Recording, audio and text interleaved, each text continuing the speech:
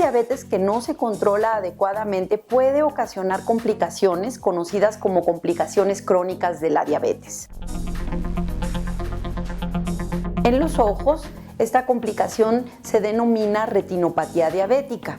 Inicialmente es asintomática, pero si no se detecta y se trata a tiempo puede llegar a ocasionar ceguera. En los riñones, un control inadecuado de las cifras de glucosa puede causar lo que se conoce como nefropatía diabética, que de la misma manera, en una forma terminal, puede llegar a requerir diálisis para reemplazar la función de los riñones.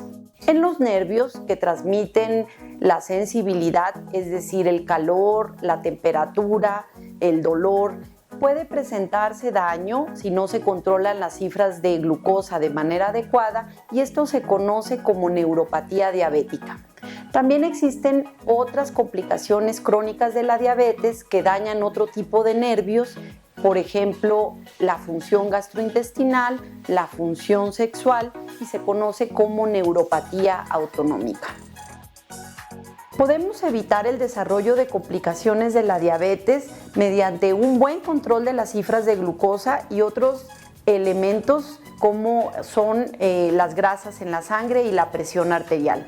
Es muy importante la detección oportuna de las complicaciones crónicas de la diabetes, ya que en muchos de los casos son asintomáticas. Es por eso que por lo menos una vez al año se debe hacer una revisión de los ojos con un médico oftalmólogo.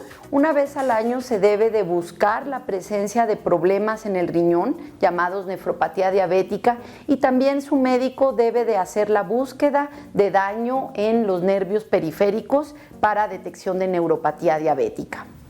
También existen complicaciones agudas de la diabetes. Una de ellas es la cetoacidosis diabética. Esta complicación ocurre generalmente en personas con diabetes tipo 1 y frecuentemente es el resultado de la ausencia absoluta de insulina. Algunas de las causas o factores que desencadenan la cetoacidosis diabética incluyen falta de aplicación de insulina, infecciones o situaciones de estrés. Los síntomas de la cetoacidosis diabética incluyen náusea, dolor abdominal y vómito. Esta complicación debe tratarse en un hospital y es importante acudir al servicio de urgencias en caso de que se presente alguno de estos síntomas, sobre todo en personas que tienen diabetes tipo 1.